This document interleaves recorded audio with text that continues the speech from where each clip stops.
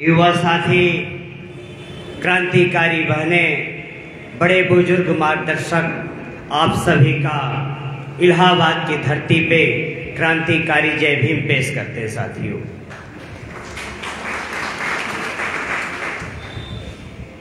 आज प्रदीप माही सर के नेतृत्व में, यानी इनको मैं धन्यवाद दूंगा जिनके माध्यम से मैं यहाँ आया हूँ। बहुजन स्टूडेंट फेडरेशन ऑफ इक्वालिटी, बराबरी का हिस्सा, संक्षिप्त शब्दों में वक्ताओं की लंबी कतार है। और आज के मुख्य अतिथि डॉक्टर प्रदीप कुमार चौधरी साहब, विशेष अतिथि में प्रोफेसर रमेश भारती जी, असिस्टेंट प्रोफेसर, मौलाना डॉक्टर परवेज संस्थापक महोदय, माननीय अमृत विश्वास जी, कमल बघेल जी, गुरविंदर सिंह मुक्तवर साहब, माननीय अजय कुमार, आयु आकृति रंजन जी, सोनू यादव जी, गौतम क्षेत्रपाल जी, शिव शंकर सरोज जी, और नाम लेंगे तो तमाम वक्ताओं का है, इसलिए मंच से लेके सामने विराजमान सभी को क्रांतिकारी पुनः जय भीम पेश करते हुए अपने बातों का प्रारंभ करेंगे। आज का सबसे बेहतरीन मुद्दा है जो कोने कोने में आवाज आ रही है, शिक्षा शिक्षा शिक्षा। क्योंकि डॉक्टर बी आर अम्बेडकर साहब भी कहे थे कि शिक्षा वो शेरनी का दूध है जो पिएगा वो दहाड़ेगा। यह सोचने पे मजबूर करते कि डॉक्टर बी आर अम्बेडकर साहब शिक्षा वो शेरनी का दूध है क्यों कहे थे? क्योंकि हम जब जब पीते हैं तब तब दहाड़ते हैं। और बात शिक्षे पे ही क्यों आती है, सत्ता की भी रुकती है, और शिक्षे पे ही बात सत्ता का हमला भी होता है।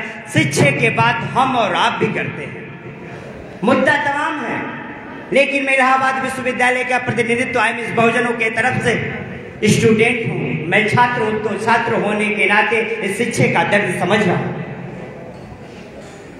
अभी वर्तमान में जेएनयू से लेके, लखनऊ विश्वविद्यालय से लेके इलाहाबाद विश्वविद्यालय में भी शिक्षा को लेके धरना चल रहा है।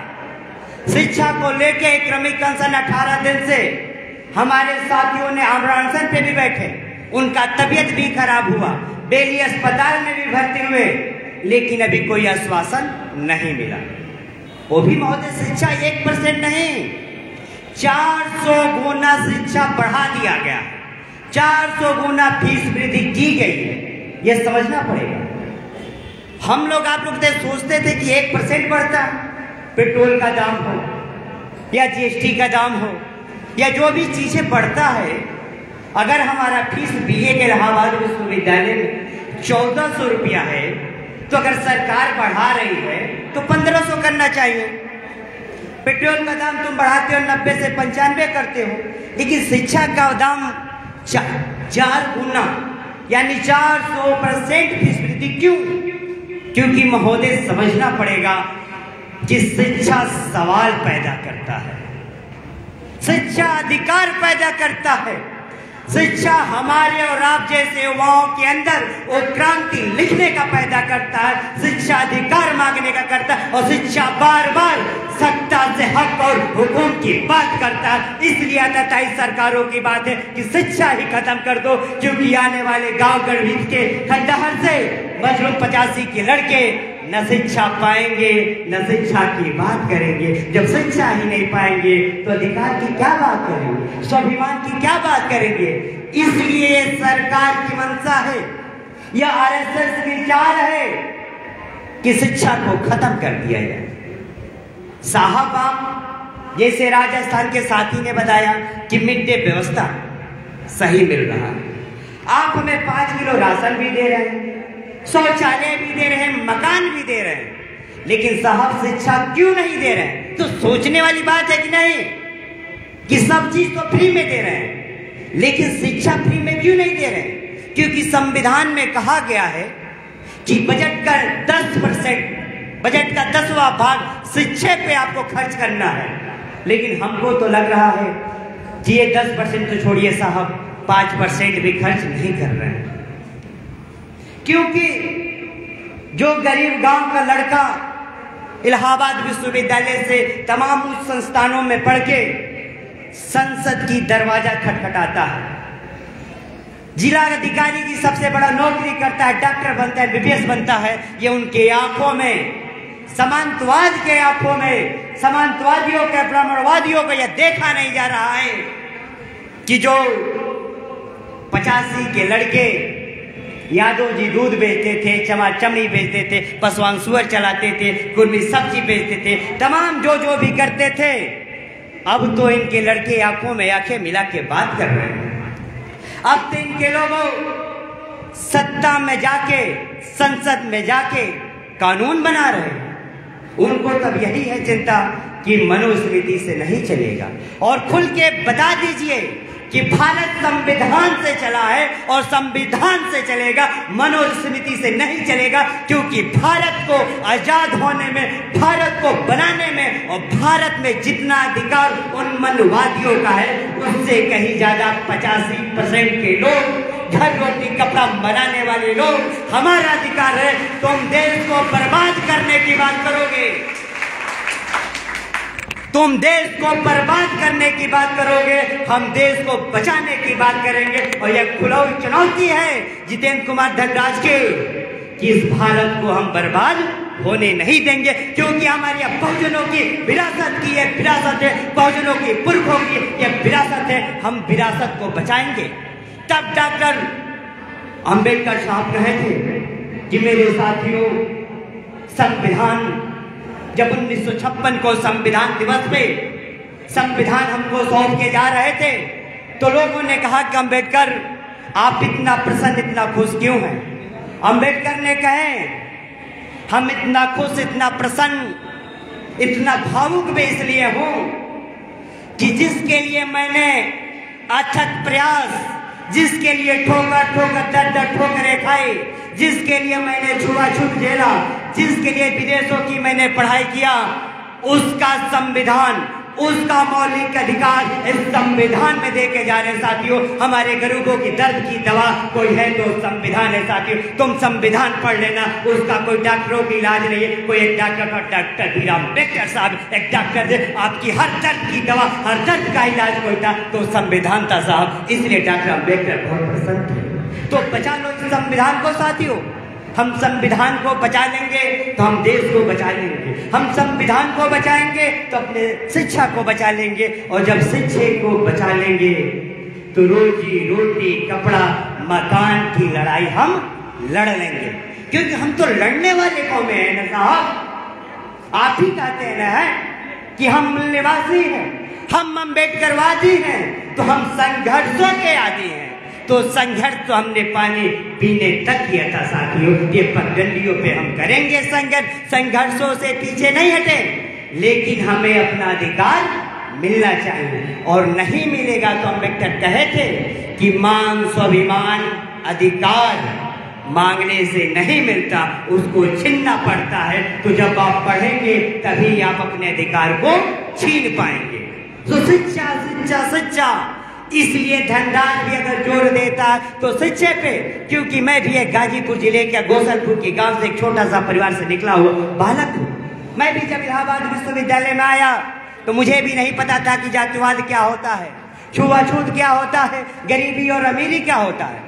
लेकिन जैसे जैसे आप सभी लोग उच्च संस्थानों में जाएंगे, उच्च कारखानों में जाएंगे, जितने भी ऊंचाइयों पे जाएंगे उतने ही ज्यादा आपको छुआछूत मिलेगा, उतने ही आपको गरीबी और अमीरी की उठती हुई खाई दिखाई देगा। अम्बेडकर कहे कि हम संविधान तो बना दिए, आपको सामाजिक स्वतंत्रता तो दे दी, आर्थिक और राजनीतिक स्वतंत्रता तो दे के जा रहे हैं, लेकिन अगर सामाजिक स्वतंत्रता हम हासिल नहीं कर पाएंगे तो आर्थिक और राजनीतिक स्वतंत्रता का कोई अर्थ नहीं रह पाएगा। बाल बाल और मारे जा रहे हैं, मैं इंद्र में ग्वाले मार दिया जा रहा है, क्योंकि सामाजिक स्वतंत्रता अभी धरातल पे नहीं उतरा। अभी बलिया में भी एक लड़के को सिर्फ बाइक को टच कर दिया था तो उसको पीट पीट के उसका हड्डियां तोड़ दिया गया। तमाम आप देख रहे हैं कि हमारी बहनें सुरक्षित नहीं है, भाई सुरक्षित नहीं है, बेरोजगार, जैसे प्राइवेटीकरण का निजीकरण क्या है, फीस को बढ़ाना ही भी तो इनडायरेक्टली निजीकरण है साहब। अगर मैं विश्वविद्यालय में भी 5,000 दूं और प्राइवेट में भी 5,000 दूं तो क्या मतलब? प्राइवेट यानी निजीकरण, यानी इलाहाबाद विश्वविद्यालय निजीकरण।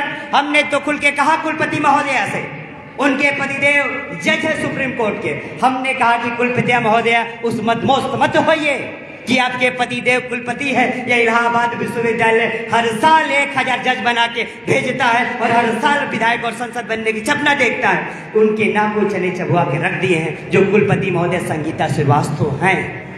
तो साथियों लड़ना पड़ेगा, बातें बहुत है, लेकिन एक ही बात कहूंगा कि जहां पे दूरियापन पे वहां पे पास लिख देना, जहां पे दूरियापन पे वहां पे पास लिख देना, जहां पे दम निकलता हो वहां पे धनराज का सांस लिख देना। तुम्हें उम्मीद भारत की, तुम्हें इल्तियाज हो, बदल देना व्यवस्था को, नया इतिहास लिख देना, नया इतिहास लिख देना। हमें चाहिए आजादी, क्यों हम नहीं मनाएंगे अमृत महोत्सव? ना मनाए हैं ना मनाएंगे। तिरंगा हमने हमारे प्राणों से प्यारा है। उस तिरंगे का सम्मान जब आरएसएस वाले तुम नहीं करते थे तब से सम्मान करते आए हैं, हर बार करेंगे। अब तुम्हारे कहने से थाली नहीं बजाएंगे, अब तुम्हारे कहने से मोमबत्ती नहीं जलाएंगे, तुम्हारे कहने से हम अमृत महोत्सव नहीं मनाएंगे, क्योंकि आज भी हम आजादी की मांग करते हैं। हमें आजादी चाहिए बढ़ती हुई हम अमीरी और गरीबी से, हमें आजादी चाहिए छुआछूत से, हमें आजादी चाहिए बढ़ती हुई अपनी बहनों के बलात्कार पे, हमें आजादी चाहिए अपने भाइयों की बेरोजगारी से, हमें नई आजादी चाहिए जिस आजादी के डॉक्टर अम्बेडकर से लेके शहीद भगत सिंह से लेके अशफाक उल्लाह खान से लेके डॉक्टर मनोहर कांसी राम साहब से लेके पूर्वों की बिजली पासी से लेके तमाम बहुजन विरासत के लोगों ने जिस आजादी की बात की, हमें उस आजादी चाहिए, क्योंकि नए भारत हमें चाहिए। हम लेके रहेंगे आजादी। हम देश बचाने निकले, आओ हमारे साथ चलो, क्योंकि देश नहीं बचाएंगे तो हमारे साथी नहीं बचेंगे और हमारे युवा साथी नहीं बचेंगे, क्योंकि युवा साथी, युवा बहनें, युवा भाई इस भारत के कर्णधार है। ए मेरे भाइयों, हमारे बड़े बुजुर्गों को, हमारे अभिभावकों को, हमारे मार्गदर्शकों को जो करना था वो कर दिए। अब इस भारत को बचाने का, बहुजन मिशन मूवमेंट को आगे ले जाने की किसी का कंधे की जिम्मेदारी है तो हमारी युवा बहनों पे, युवा साथियों पे, क्योंकि आप इस देश के कर्णधार हैं। तभी कहा जाता है कि जिस ओर जवानी चलती है उस ओर जमाना चलता है। तो युवा जिस दिन आप संकल्प ले लेंगे उस दिन संविधान को धरातल पे उतार देंगे, उस दिन वास्तविक जिस दिन संविधान को धरातल पे उतार देंगे उस दिन सब समस्या का समाधान हो जाएगा। साथी अपने बातों को विराम देंगे, बातें बहुत है, वक्ताओं की लाइन बहुत है, लेकिन वादा नहीं, विश्वास नहीं, संकल्प लेके धनराज जा रहा। हर बार गाता हूँ किसी दौर से गुजरोगे उस दौर से बोलूंगा, तुम गूंगे हो तो और जोर से बोलूंगा, इंकलाब लिखूंगा। और तमाम साथी जो कहते जय जय जय जय जय भीम, साथियों सिर्फ जय भीम और जय मूल्यवासी कहने से इस संविधान का सुरक्षा नहीं होगा। वास्तविक उस संविधान को धरातल पे उतारना पड़ेगा। डॉक्टर अम्बेडकर कहे थे कि हमको पढ़ने की जरूरत नहीं है, पढ़ने से ज्यादा उसको धरातल पे उतारने की जरूरत है। साथियों हम जितना अम्बेडकर साहब के किताबों को पढ़ेंगे उतना मैं धरातल पे उतारूंगा। क्या मैं संविधान पढ़ गया? नहीं, संविधान हम पूरा नहीं पढ़, जहां तक कि पूरा नहीं पढ़ पाएंगे, क्योंकि अम्बेडकर की सभी किताबों हम शायद न पढ़ पाए, लेकिन इतना जरूर कहेंगे कि हम 2 ही शब्द पढ़ें, अगर उसको धरातल पे उतारेंगे तो संविधान धरातल पे उतरेगा साहब, और उस दिन संविधान बदलते या भारत की तस्वीर दिखाई देगा। तब जाके बहुजनों मिशन को, मूवमेंट को धरातल के साथ उसमें धाराओं में आप धक्का देंगे, तब हम कहेंगे गर्व से कि अम्बेडकर और बहुजन महापुरुषों के हम मानने वाले लोग हैं साहब। ये धनराज कहता है कि हर समय आपके साथ हूं, जहां याद करेंगे वहां। तभी धनराज कहता है कि जो जी नहीं सकता वो जीने की तमन्ना छोड़ दे, जो जी नहीं सकता वो जीने की तमन्ना छोड़ते, बहते बहते जो तैर जाए वो दरिया छोड़ दे। अरे हम तो फूल थे, हम तो छुआछूत से अनजान थे, बढ़ती हुई गरीबी अमीरी से अनजान थे, लेकिन तुम तो हमको कांटा बना दिए, बोलना सिखा दिए, और जब बोलते हैं, जब अधिकार मांगते हैं तो कहते हो कि बोलते कहाँ हो तो फूलते तुमने तो कांटा बना दिया, और अब इस कांटों से कहते हो कि चुभ ना छोड़ दे, बार बार चुभेंगे, हजार बार चुभेंगे। इंकलाब जिंदाबाद, जय भीम, जय संविधान, जय मूल निवासी, जय बहुजन समाज। बहुत बहुत धन्यवाद बड़े भाई जितेंद्र धनराज जी। आप इलाहाबाद विश्वविद्यालय के क्रांतिकारी छात्र नेता हैं। आपने हमारे इस बहुजन स्टूडेंट फेडरेशन फॉर इक्वालिटी के अधिवेशन में आए हुए लोगों को संबोधित किया, इसके लिए मैं आभार प्रकट करता हूं। साथियों, किसी एक साथी का फोन खो गया है, गलती से अगर किसी के पास हो तो उसको आप लोग देने का कष्ट करें। धन्यवाद साथियों, मिल गया फोन।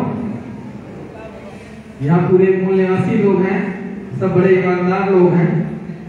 ऐसी घटना संभव नहीं है किसी का अचानक गिर गया। तो साथियों, मैं वक्ताओं की कड़ी को बढ़ाते हुए माननीय ज्योति कुशवाहा जी, आप बहुजन स्टूडेंट फेडरेशन फॉर इक्वालिटी की प्रदेश सह संयोजिका है, मैं आपसे अनुरोध करूंगा कि आप आए और अपनी बात रखें। आयुष्मती ज्योति कुशवाहा जी, प्रदेश सह संयोजिका बहुजन student federation for equality Uttar Pradesh, आप आए और विषय का ध्यान रखते हुए और समय का ध्यान रखते हुए अपनी बात रखें। ज्योति कुशवाहा जी।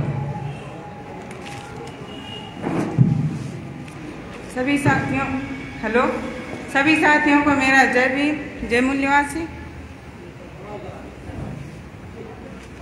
साथियों, जिन महापुरुषों ने हमें जीने का और शिक्षा संपत्ति का सम्मान का अधिकार दिया है, ऐसे महापुरुषों को नमन करते हुए अपनी बात को रखने का प्रयास करती हूँ। साथियों, आज 75 साल हो गए, लेकिन फिर भी हम आजाद नहीं हैं। हम लोग शारीरिक रूप से तो आजाद हैं, लेकिन मानसिक गुलाम हम लोग आज भी हैं। जैसे राजस्थान में छोटे से बच्चे को पानी पीने की वजह से मार दिया गया, आज उसी तरह हमारे महिलाओं के ऊपर भी दिन में दिन बलात्कार हो रहे हैं, और शिक्षा संस्थानों को भी बंद किया जा रहा है, क्योंकि जैसे हमारे भाई जी ने कहा कि शिक्षा सवाल पैदा करती है, इसलिए शिक्षा संस्थानों को बंद किया जा रहा है, ताकि लोग, हमारी जो आने वाली जनरेशन है, वो सवाल पैदा न कर सके। साथियों, इसी छोटी सी घटना के साथ मैं अपनी बात को समाप्त करूंगी।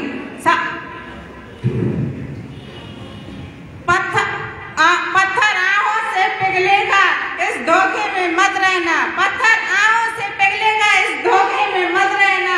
भारत के जर्रे जर्रे में हमारा हिस्सा है, कोई बुला कर देगा, इस धोखे में मत रहना। इसी के साथ मैं अपनी बात समाप्त करूंगी। जय भीम, जय मूल निवासी। बहुत बहुत धन्यवाद।